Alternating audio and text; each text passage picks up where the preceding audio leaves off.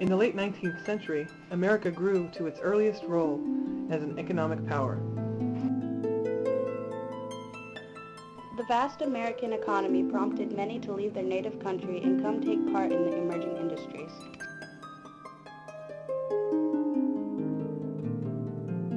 American industry attracted foreign immigrants, those seeking a satisfactory economic or social status.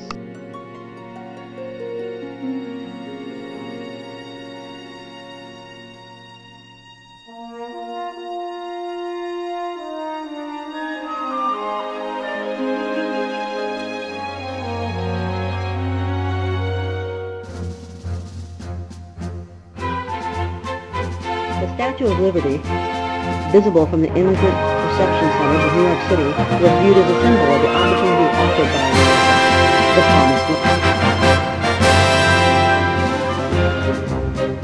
The new immigrants were primarily farm people from southern and eastern Europe, Italy, Greece, Poland, Czechoslovakia, Russia.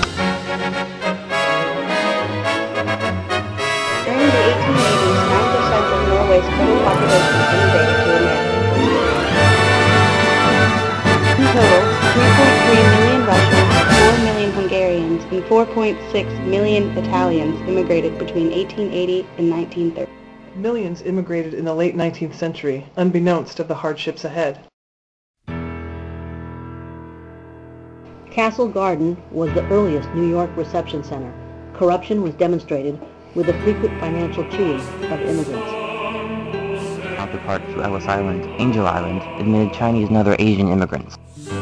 Stations in San Francisco had received between 12 and 17 million immigrants, often detaining immigrants who have appealed after being denied admission.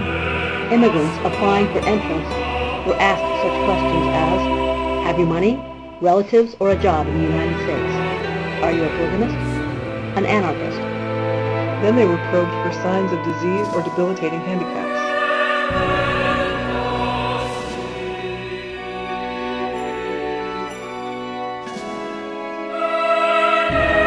With the contract labor law of 1864, the corporate fat cats paid for immigrants' passage to the U.S. for leave on their wages. Disillusioned Italian immigrants observed, I came to America because I heard the streets were paved with gold. When I got here, I found out two things. First, the streets weren't paved with gold. Second, they weren't paved at all. And third, I was expected to pave them. Railroad companies advertised the availability of free or cheap farmland overseas in pamphlets distributed in many languages, bringing a handful of agricultural workers to western farmlands. A small portion of immigrants obtained their own land in the Midwest and farmed for a living, but most joined the renegade. Between 1860 and 1910, urban populations grew sevenfold. Immigrants flooded into the poor districts of cities, occupying the overcrowded and poorly designed apartments and tenement houses.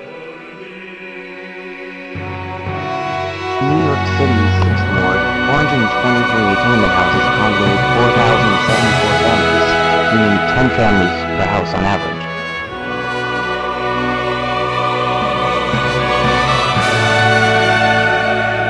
Ethnic neighborhoods formed in cities receiving immigrants from only a handful of countries.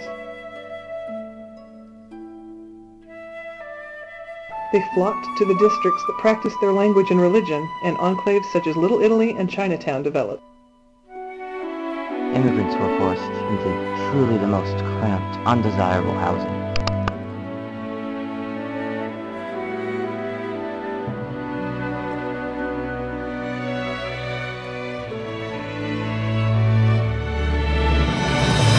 Immigrants were loathed for their obvious cultural differences. Americans viewed them as comparatively less civilized and unintelligent, as many were illiterate and knew little to no English.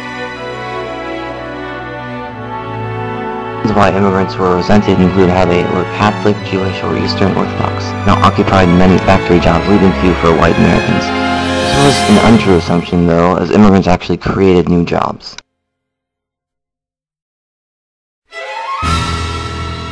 The hostilities toward immigrants were unspeakable.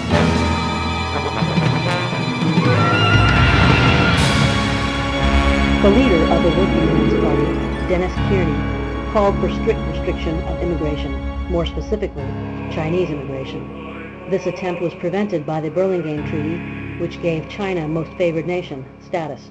However, through Kearny's influence, the Chinese Exclusion Act was signed in 1882 and not repealed until 1943.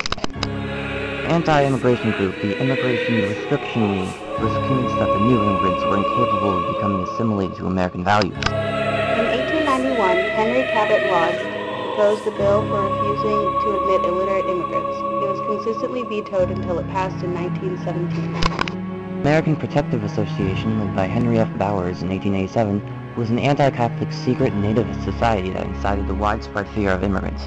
It was loosely descended from the Know Nothing Party from before the Civil War.